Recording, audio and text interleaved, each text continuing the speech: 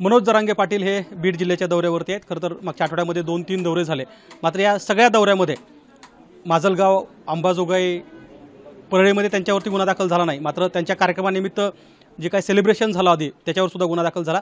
काय नेमकं त्यांना या संदर्भात वाटतं? लोकांशी चर्चा होते, निवडणुका तोंडावरती आहेत। पाटील, गुन्हे दाखल व्हायचं प्रमाण मला वाटतं बीड जिल्ह्यात सर्वाधिक आहे। आतापर्यंत अनेक ठिकाणी गुन्हे दाखल झाले, काही प्रक्षोभ भाषणाचे होते, काही जमावबंदीचे होते। काय वाटतं तुम्हाला, हे गुन्हे दाखल होण्याचं प्रमाण का वाढलं आणि कशामुळे? 10% आरक्षण स्वीकारावं म्हणून त्यांची भूमिका आहे। आम्ही 10% आरक्षण दिलं आणि ते टिकणार नाही असं आमचं म्हणणं आहे। मराठ्यांच्या पोरांचं वाटोळं झालं पाहिजे हे त्यांचं स्वप्न आहे आणि आमचं नाही होऊ द्यायचं। मग हा ऐकत नसला म्हणजे मी तर याला एकतर गुतवा, SIT नेमा किंवा मग याला काय ते काटछाट करून व्हिडिओ टाकून बदनाम करा, म्हणजे हा मराठा समाजापासून लांब जाईल। हा जर मराठा समाजापासून लांब गेला तरच सत्तेच्या आणि मराठ्यांच्या मधला जो काट आहे तो मी, हा जर बाजूला गेला तर कुठंतरी काय होईल, नसता आपला अवघड आहे अशी चर्चा आहे। मला तर काल रात्री मला ऐकायला मिळाल्याशिवाय मी खोटं बोलत नाही कधीच। मला जे ऐकायला मिळतं मी मग 7 महिने का म्हणलो नाही, आज का बोलायला लागलो। मला रात्रीची खात्रीलायक माहिती मिळाली की आत्तापर्यंत 8-9 गुन्हे दाखल झालेत माझ्यावरती, आणखीन 4-5 करायचे। दुसरीकडे हा कुठंच गठत नाही असं गृहमंत्रालयाकडूनच निरोप आहे। तर मग याच्यावरती गुन्हे दाखल करा, निमित्त काही पण करा। तुम्ही रोडला रास्ता रोको केला म्हणा, उभा राहिला म्हणा, त्याच्यामुळे ट्रॅफिक जाम झाली म्हणा, किंवा उल्लंघन केलं म्हणा, आदर्श आचारसंहितेचं केलं म्हणा, किंवा एखादी सभा घेतली तिचे आवाज वाढला स्पीकरचा, पण तो त्याच्यावरच करा, म्हणजे माझ्यावरच 10-15 करा आणि राज्यातून तडीपार करायचं काहीतरी करूयात। म्हणजे हे सुद्धा स्वप्न, म्हणजे मागचं स्वप्न त्यांचं पूर्ण झालं नाही गुतवायचं। आता SIT नियुक्ती केली, SITला त्यांनी वेळ 3 महिन्याचा दिला आहे। मग आता तरी गाठ व्हायला म्हणजे ह्या लोकसभेच्या किंवा असले बघा किती खालच्या विचार गृहमंत्र्याचे असू शकतात, पण तडीपार कोण? आता गृहमंत्रीच आदेश काढायला लावतील ना, सत्ताच त्यांच्या हातात म्हणल्याच्या नंतर काय विचारायला। SIT नेमाच्या अगोदर ही खात्रीलायक माहिती आहे माझी, त्याच्या अगोदरच SITचा अहवाल तयार झालेला आहे। हे मधलं नाटक आहे फक्त। हे कसं आहे ते सांगतो। पावसाळ्या अधिवेशनात त्यांना एक प्रश्न विचारला होता गृहमंत्र्यांना की SIT चौकशी झाली पाहिजे, आंतरवालीसह बीडची पण। तर त्यावेळेस त्यांनी असं उत्तर दिलं होतं की SIT करण्याची आवश्यकता नाही, कारण माझ्या पोलिसांनी सखोल तपास केला आहे, तो अहवाल मला प्राप्त झाला आहे। पण जर सभागृहाची इच्छा असेल तर मी SIT नेमतो, परंतु SIT नेमण्याची आवश्यकता नाही, सखोल तपास केलेला अहवाल माझ्याकडे प्राप्त आहे। मग आताच SIT का नेमायची? आता का नेमायची? याचा अर्थ अहवाल तयार आहे, यांना गुतवायचं आहे, दुसरं काहीच नाही। पण फडणवीस साहेब, तुमचं स्वप्न मी कधीच जिंदगीत साकार नाही होऊ देणार, कधीच नाही होऊ देणार। मी मराठ्यांपासून तुटू शकत नाही, OBCतून आरक्षण घेतल्याशिवाय मी सोडत नाही। आता बघा तुम्ही 20 तारखेचे म्हणजे 4 महिन्यापूर्वीचे गुन्हे आत्ता दाखल करायले। त्या गेवराई तालुक्यात कुठे JCP लावल्या होत्या, समाजानं वाटा लावायला आले, त्या लोकांवरती गुन्हे दाखल करतात। फडणवीस साहेब, तुम्हाला कळतच कसं नाही? मला कळत नाही। लोक म्हणत होते तुम्ही लय मुरबी आहेत, तुम्ही लय चाणक्य आहेत, तुम्ही सत्ता आणण्यासाठी कोणालाही तुमच्यात आणू शकता, किंवा तुम्ही अशी बुद्धी वापरू शकतात की सत्ताच आणील, असं लोक म्हणत होते। पण मला हे सपशेल खोटं वाटायला लागले। अहो, तुम्ही जितके गुन्हे दाखल करता तितका समाज उसळायला लागला आहे। तुम्हाला हे कळत नाही की एवढा समुद्रासारखा प्रचंड मोठा मराठा समाज विरोधात चाललाय। मराठा समाजाची ही तुम्ही चालवलेली खोटे गुन्ह्याची परिस्थिती बघून बाकीचाही समाज येऊन भेटायला लागलाय। काल मला 12 बलुतेदारांपासून खूप मोठमोठाले लोक आले होते। मी 24ला सांगणार आहे ती संभाजीनगरला हॉस्पिटल येऊन भेटले, कारण तिथं माझी मुलगी ॲडमिट आहे म्हणून मी भेटायला गेलो होतो। त्यावेळेस माझ्या लक्षात आलं। तुम्हाला परळीचं तरी गृहमंत्री साहेब उदाहरण घेणं गरजेचं आहे। 5 पिढ्यात जे घडलं नाही ते घडलं। तिथं लाख मराठे एकत्र आले, 1 लाख। ही किती चुनक आहे तुमच्यासाठी, हे संकेत आहेत। पण आता त्या गृहमंत्र्याबद्दल बोलताय, त्याच गृहमंत्र्याला पहाटे 3ला तुम्हाला फोन आला आणि तुम्ही बोलले होते। कधी फोन आला होता आणि काय बोलणं झालं होतं? 5-7 दिवस झाले असते त्याला। आता तसा 3 दिवस अगोदर येत होता। त्याला म्हणलं तुम्हाला बोलायचंच नाही मला, आम्हाला माहिती आता काय बोलणार आहेत, आचारसंहितेत काय बोलणार आहेत ते। सॉरी, त्यावेळेस आचारसंहिता नव्हती।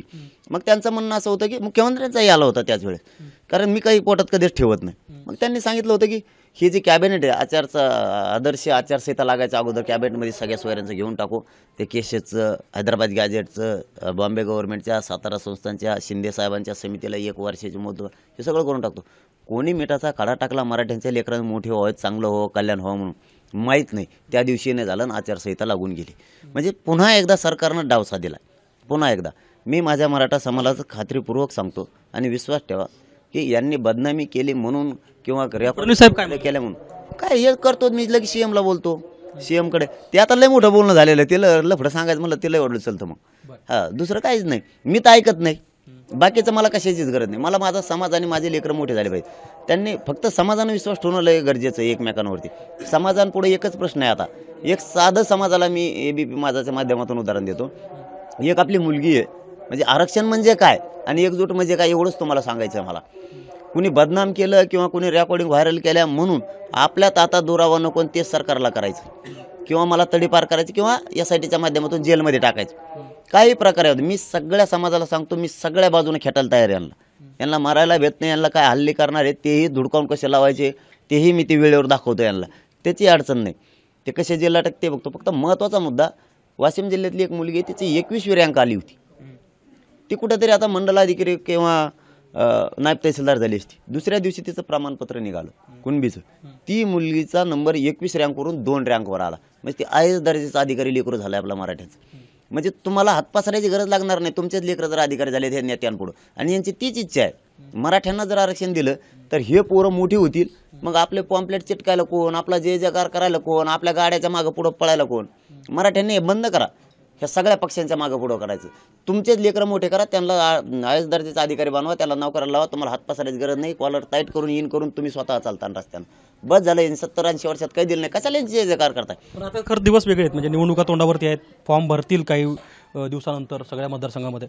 जी घोषणा झाली होती की प्रत्येक मतदारसंघामध्ये मराठा समाजातील काही लोक फॉर्म भरणार आहेत, त्या संदर्भात काही चर्चा झाली का किंवा काही निर्णय होतोय का? तो समाजाचा निर्णय. त्यामुळं मी मात्र समाजाचं खरंच मालक नाही आहे. मुलगा म्हणून काम करतोय, पण आता ते समाजाचा निर्णय. समाज जर म्हणतो तुम्ही त्याचे एक भाग आहात, कारण तुम्हाला विचारल्याशिवाय हे सगळ्या गोष्टी होणार नाही. आता 24ला मी बैठक बोलावली अंतरवालीला, आणि ABP माझाच्या माध्यमातून पुन्हा एकदा आव्हान आहे की आपल्या बांधवांनी या, आपल्याला चर्चा करून एकमत, आपली शक्तीसुद्धा दाखवणं खूप गरजेचं आहे. त्याचे कारणं अनेक आहेत. लोकांचा मतांचा विचार केला जातो ना. आपण एवढे समुद्रासारखे बलाढ्य जात आपल्या या राज्यात असून आपला कसलाच विचार केला जात नाही. आपल्याला प्रत्येक वेळेस ग्राह्य धरलं जातं. तुम्हाला जर असंच करायचं असेल मराठा समाजाला तर आपल्या लेकराचं वाटोळ होईल, लक्षात ठेवा. मग आपल्याला एकजूट दाखवल्याशिवाय पर्याय नाही. आणि कुठंतरी जशी छोट्या छोट्यांची भीती आहे आणि एवढ्या मोठ्या बलाढ्य जातीची सुद्धा भीती नाही आहे, तुमच्या शक्तीची सुद्धा भीती वाटली पाहिजे. यासाठी आपल्याला 24 तारखेला निर्णायक भूमिकेकडे आल्याशिवाय पर्याय नाही. पण हे फॉर्म भरत असताना कोल्हापूरमध्ये शाहू महाराज छत्रपती असतील, बीडमध्ये ज्योती मेटे या कदाचित उमेदवार असू शकतात अशी चर्चा आहे. तर मग बीड असेल अथवा कोल्हापूर असेल या ठिकाणी फॉर्म भरले जातील का?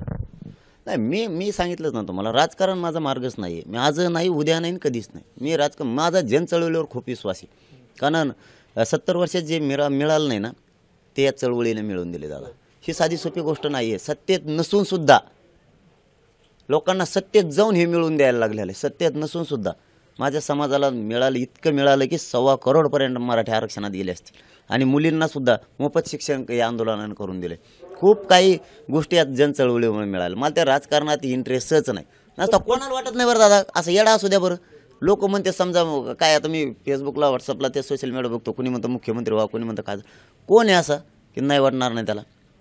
तुमच्या निर्णयाचा परिणाम होईल. असा दुसरा कोण आहे असा माणूस की त्याला पैसे नको पद नको? मी सगळं धुडकावून लागलं माझ्या जातीसाठी. मग सरकारचा तीच प्रॉब्लेम आहे, त्यांना मॅनेज बी होत नाही, फुटत पण नाही. मला त्यांचं काहीच नको, पद नको, पैसे नको. माझी जातच माझ्यासाठी सर्वस्व आहे. पण मी विचारलं बीड आणि कोल्हापूर. नाही, राजकारण माझा मार्गच नाही. पण एक गोष्ट खरी आहे की कैलासवासी अण्णासाहेब पाटील, कैलासवासी मेटेसाहेब, कैलासवासी आपले अण्णासाहेब जावळे पाटील, वडजे पाटील आहेत. 350 बांधवांचे बलिदान गेलेत. यांचं स्वप्न मात्र मी साकार करणार आहे. त्याच्याशिवाय मी हटत नाही. राजकारण माझा मार्ग नाही, पण त्यांचं स्वप्न माझा समाजाने आम्ही 100% साकार करणार, म्हणजे करणार. त्यांचं खरं स्वप्न ते होतं. नक्कीच. आपण ऐकलं की विनायक मेटे असतील, स्वर्गीय अथवा अण्णासाहेब पाटील असतील, यांचं बलिदान व्यर्थ जाऊ द्यायचं नाही. हे सांगत असताना मात्र जरांगे पाटील हे स्पष्ट सांगणं टाळतायत की छत्रपती शाहू महाराज असतील अथवा बीडमध्ये ज्योती मेटे यांच्या उमेदवारीची चर्चा आहे, इथे मराठा उमेदवार काय करणार. एक मात्र खरं आहे की मनोज जरांगे पाटील यांच्यावरती बीड जिल्ह्यामध्ये जे गुन्हे दाखल झालेत यावरून त्यांच्यावर तडीपारीची सुद्धा कारवाई होऊ शकते अशी भीतीसुद्धा आता मनोज जरांगे पाटील व्यक्त करतायत.